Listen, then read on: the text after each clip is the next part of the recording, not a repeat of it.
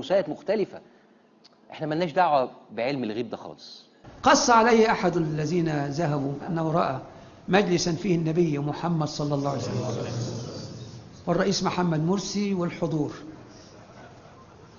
وحان وقت الصلاة فقدم الناس رسول الله صلى الله عليه وسلم عشان يصلي،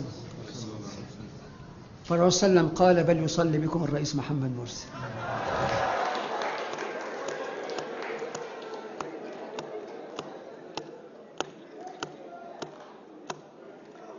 احنا حاولنا نكتب اي تعليقات على الموضوع ده هوت، بس للاسف وقعنا في ازدراء اديان، اهانه رئيس، شتيمه في الراجل اللي طلع في الفيديو ده هوت. انتوا تجارتكم بالدين مش بتقف عند اي حدود. طب بلاش المنطقه الحساسه دي.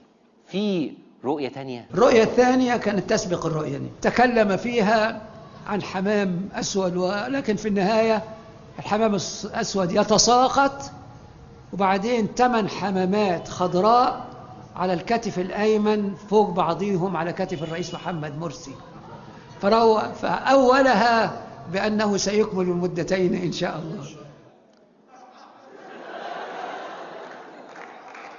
الرئيس كان على كتفه 8 حمامات خضر، ودي تبقى رتبته ايه؟ غاية حمام أول؟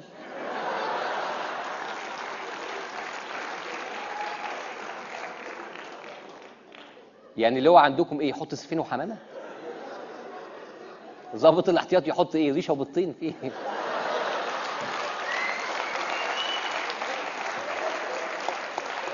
ايه جو الاحلام ده؟ لا، لازم حاجه تانية ترجعنا لارض الواقع.